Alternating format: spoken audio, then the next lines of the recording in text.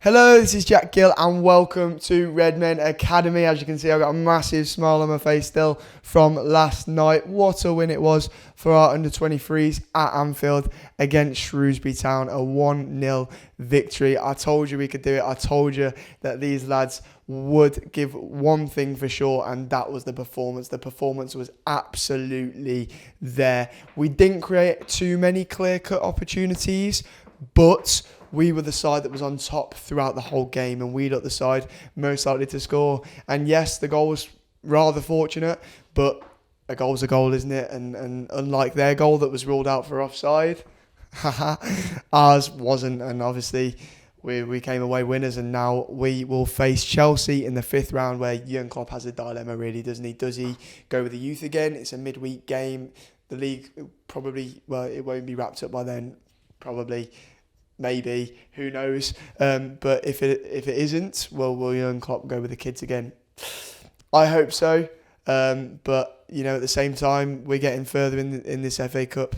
We're getting further through this FA Cup, and I think we do need to start taking it seriously now. But we have shown that everyone that was saying about don't play the youngsters, the magic of the club. Jurgen Klopp should be there. What an experience for those youngsters last night. You know, Jake Kane, Leighton Clarkson. I'll talk about every player in a bit more detail in a moment, but those two started this season in the under-18s, and last night they made their first team debuts at Anfield under the lights on a Tuesday night. Wow. You have to be impressed with how well we did last night, and it was so good to see Neil Critchley and the youngsters at the end so passionate, so happy with that win, and they played for the badge and the shirts throughout. They played for that badge, they played for this club. And Neil Critchley, I said it earlier on in the week, he was 100% right when he said that you know, the attitude of the first team, it trickles right the way down to the youngsters at this football club, and the under-23s have shown that time and time again this season. I'm going to break it down player by player, not necessarily ratings, because I did that on the Redmen TV. You can check that out. Did that straight away after the game last night with Chris. But I'm going to start with Kevin Kelleher. I thought it was absolutely terrific at doing all the simple stuff right last night. I thought he was good. He did. His best thing of the game for me was towards the end, where, you know, a cross came in where Shrewsbury was starting to put a bit more pressure on us as we were trying to keep that and protect that 1-0 win. But, you know, he's come out, he's caught the ball, he's gone down, and he's made it his own, you know. And I think there was a bit of nerves around at the time, but when he did that, you know, the whole stadium got behind him and behind the team again. And I think he did a good performance. For the first team, it was probably up there with his performance against MK Dons. You know, against Arsenal and Aston Villa, he hasn't been too convincing. He's made good saves, but at the same time, he's letting goals where he knows he can do better than that. And I've been impressed with him with the ball at his feet a lot as well this season, Kevin Kelleher. And last night, that was more of what he had to do. He didn't have to make that many saves. He didn't really have to make a good save at all. But he was very, very good with his distribution, as always. And Neco Williams, everything going forward seems to come from Neco Williams last night. He was spectacular and one of my man of the matches. Defensively, he is so good. Going forwards, he is so good. And it's weird, isn't it? Because we have probably the best right back in the world. Let's all be honest. We have Trent Alexander-Arnold, who is generational in what he does. But we also have Neco Williams, who is that new breed of right back as well. In my opinion, he plays very similarly to Robertson in his playing style, but it is the perfect understudy for Trent Alexander-Arnold. The cross of his ball, his long passes, his passing play in general, his defending, good player, very good player. Defensively, not as good. I think he's got a lot to improve defensively, but last night he did a good job defensively. It wasn't put under much pressure at all, and I was very, very impressed with Neco Williams once again. His development at this club is absolutely spot on, and I love watching him. He gets better and better every single time you watch him. And will he get into Ryan Giggs' Euro 2020 squad? We're going to have to wait and see. I think he absolutely deserves to. We've spoke on the youth show a lot about Neco Williams. Make sure you go over to the redmentv.com to check them out. But moving on, Sepp van den Berg. I owe you a bit of an apology, mate. But at the same time, I'm taking credit for that. I'm taking credit for your performance last night because he's had a difficult start to life at Liverpool, Sepp van den Berg. He hasn't looked confident. You've been able to tell in his performances that he's playing he's a bit homesick. You can tell in his performances that he's still acclimatising to English football. But last night was one of the best times I've seen him in a Liverpool shirt. And I've watched him a lot this season, Sepp van den Berg. Before the game, I wanted Morgan Boyce to start. I really did. I thought he deserved to start more than Sepp van den Berg. Van den Berg's been shaky. He loses his head very easily. But last night, he commanded the defence. He seemed to win every single aerial duel. And he was just incredible. He was just a different player to what he's been all season. At times he's put performances like this in this season. It's been his consistency that's a problem. I know Chris called him a Ginger Van Dijk last night. I wouldn't go that far at all, but it was a step in the right direction for me with Sepp van den Berg, and I'm now very intrigued. I want him to keep these sort of performances up. I want him to do a Kian Hoover where he's putting performances in like that every time you watch Sepp van den Berg. He was shaky against Aston Villa. I know I wasn't on my own in thinking that he shouldn't have started yesterday, but he proved me wrong, and that's exactly what I wanted from him. Kian Hoover, again, another player that played well last night. I think of the two, Van den Berg was probably slightly better last night, but he shows every single time he plays that he is a talent that we should look forward to in the future. He's come back from the World Cup. He's not played too much football for our under-23s this season because he's come back from the World Cup. And you saw against Aston Villa him play really, really well at right back. He seems to play right back for that Dutch side as well. But I prefer him at centre-back personally. And, I'm glad that Neco Williams has come good and is getting in the under-23s. At the start of the season, obviously, Hoover was playing on the right for us. He was playing at right back because Neco Williams was injured. But now that, obviously, Neco Williams is back and fit, he's moved back to the centre again. I want him to play there more often because I think that is where he will become better and better.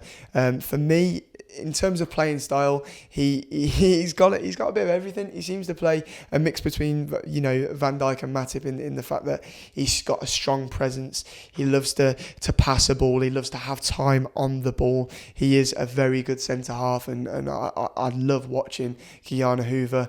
I think there's a lot more to come from this young lad, this is where I compare him to Sepp van den Berg because. When Hoover first came to the club, last year he got handed his debut against Wolves. He didn't look out of place. He looked superb. Van den Berg's taking his time. He is taking his time. But, some people acclimatise quickly, some don't, and we've got to give Van den Berg time. But these two will always be measured against each other. They're from the same country. They're both centre-halves. They're both young centre-halves. But that Dutch duo at centre-back looked very, very, very good last night. Certainly did. Adam Lewis, I'm so glad this lad's back from injury. He looked so good in pre-season for us. But...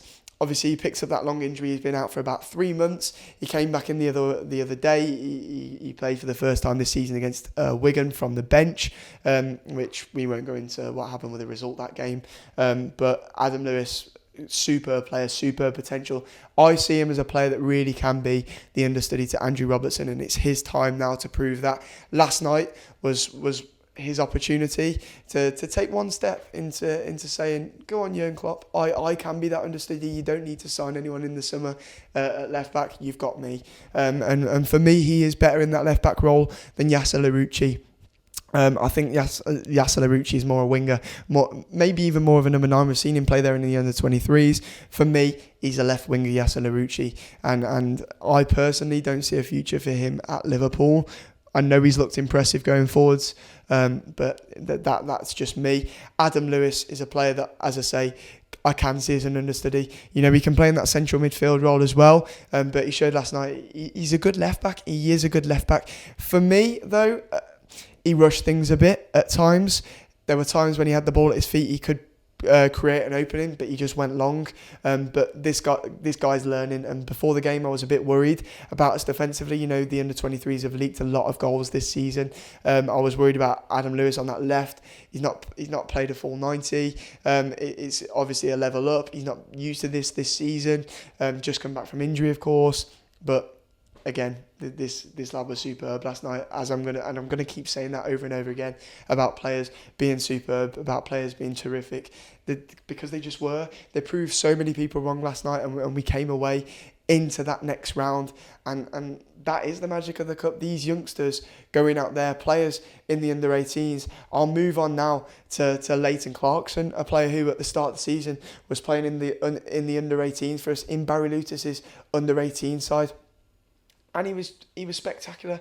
Once again, he was terrific. And he's a player that I know Jurgen Klopp loves. I know Pep Linders loves. I know Peter Krawietz loves. He's a player that has a brilliant footballing brain, and him and Jake Kane, I'll do them both at once because I think they did the simple stuff right, like with Ian Kelleher. I don't think you saw too much of them last night, but I'm telling you, you watch them for the under-23s now. They've both made the step up this season. They're both very, very good players, and I thought they did a good job last night. They did not look out of place whatsoever. These players, Jake Kane has only played 4 under-23 appearances this season. Leighton Clarkson, right from the get-go against MK Dons when we played a younger squad, Leighton Clarkson was involved in that squad. He's a player that the club are very, very excited about. He looks so young, doesn't he? He looks so small, but his footballing mind is incredible. And just as a side note as well, it was so good to see James Milner involved last night, helping coaching, helping with the training in the days building up to the game. Those players, those first team got a night off last night for one reason. They're meant to be on their holidays. They're meant to be enjoying their winter break. The first team are doing so well this season. They deserve that break. But James Milner is a man that does so much for Liverpool Football Club on and off the pitch. He's the vice captain of the club, and he wanted to be there. He wanted to help this side through into the next round of the FA Cup competition, and that is where we are now, and it's so good to see, isn't it? Pedro Chirivella, he was the oldest player in that team last night, believe it or not. 22 years old, a player that always plays for the badge on his shirt like everyone did in that team last night. He's a player that, he hasn't had the best time at Liverpool. In fact, in our whole squad, including the first team, he's been at Liverpool for one of the longest. It's mad, isn't it? But he's never really had that many opportunities. But when he gets them, can you remember Pedro Chirivella having a bad game? Can you remember one at all? Because I don't. Every time he plays for the first team, he has been superb. And this season, once again, he has been brilliant. And last night, he was one of the leaders in the side that got us through that game. He gets the ball. He does all the simple things. He takes his time. And, the Shrewsbury manager apparently said before the first game that he saw Chirivella as a weak link for us. No, he is not. He is not a weak link. He is a star. And, Marco Grujic is coming back at the end of the season thinking that he has a chance getting in that first team squad. Chirivella is saying, Jurgen Klopp, look at me. I know he's out of contract in the summer. I know he might go elsewhere. But I think this is a man that we can have in and around our first team. I really, really do. Going to that front three now. Harvey Elliott, a player that I know a lot of people are very excited by, myself included. He's 16 years old. 16 years old. It's important at times to remember, and I know I'm at fault for this as well at times, not to overhype this lad. He's 16 years old. He has a lot to come. He has a lot to improve, which is why it's so mad to see his talent already. He plays with confidence. He plays with arrogance, and he's the kind of player that puts you on the edge of your seat every single time you watch him. Last night and against Shrewsbury in the first game, actually, I don't think he looked as exciting as he usually does. I mean, you saw his overhead kick that he pulled off against Wolves for the under-23s the other week. This man can do special things. But at times, against Shrewsbury in both games, he's the problem has been that Shrewsbury are focused on him so much. They see him as the strength for this young Liverpool side, and that should give that respects a 16-year-old so much, and that should give Harvey Elliott so much more swagger by the fact that this is a League One opposition that is worried about a 16-year-old, and you can see that actually that freed up Curtis Jones at times, that freed up some of our midfielders to have more time on the ball, more. Yeah, and even Liam Miller had more time at times, because you can always guarantee that they're going to double up on Harvey Elliott, and I thought he did well again last night, and he just always looks good, doesn't he? And this is a 16-year-old we're talking about, and we're saying that he's not been as good as he usually is in a performance where he still played very, very well, and that just says all you need to know about this lad. He has enormous potential for the future. Liam Miller, I can be honest, I wanted Joe Hardy to start last night because I think Joe Hardy is a natural goal scorer. Liam Miller obviously favoured. I think he's a player that obviously has more experience, doesn't he? He's been at Kilmarnock in Scotland, recalled from his loan early because there's been no club statement on this, but I feel as though it was because he was played out of position, on the left wing. Maybe, I know he wanted to stay there. Who knows? If you know, please let me know because I'd love to know why we've called him back early. It's probably for extra covering that under 23s in that number 9 position. That is position after all, and we probably want him to play in that number 9 role. Last night, I think he's another player who did all the simple things right. He was another player that you could see in his game that he was relishing the opportunity. Do I think we looked a bit better when Joe Hardy came on the pitch? I think so, yes. But I think he was good nonetheless, Liam Miller, last night. It's going to be interesting to see what he does within the under-23s for the rest of the season. Curtis Jones, wow. I am running out of superlatives for Curtis Jones this season. In the under-23s, he has been unbelievable. He is getting his first team chances. This is a man that's made 2 substitute appearances for the first team this season. In the Premier League, that is. Obviously, we know that he's played in the Cups a lot. And he's been the star in our Cups a lot as well. He truly has been terrific every time he's relied on. And like Harvey Elliott, he is a man that gets you on the edge of the seat. And he is one of the main reasons we are through to this FA Cup 5th round. He is one of the main reasons that we have got so far in this competition. He is a star in the making, Curtis Jones, and he should absolutely be in and around this first team. We're talking about signing a superstar in the summer. Curtis Jones can become that superstar, and it is so good that we've got a player that we've bought through our academy, and you have seen his progression, how much he has improved in the last 13 months from that game against Wolves in that FA Cup 3rd round when we went crashing out where the players just didn't seem to want it, where he was one of the worst players on the pitch. And then you look at last night, he wanted it. He pulled off a Rabona against the League One opposition. Neil Critchley said earlier on in the week that he doesn't believe that this man has enough confidence within himself.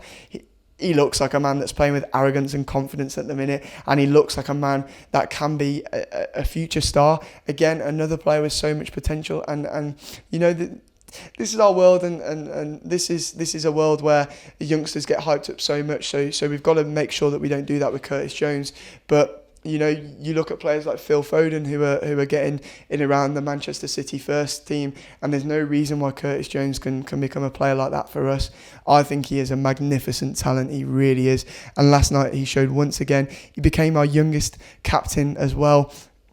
He's just immense, isn't he? He really is, and hopefully he manages to get that Premier League medal by the end of the season. Special mention for the subs, obviously you've got Joe Hardy, Elijah Dixon-Bonner, Morgan Boyes. Every single one of them deserved it.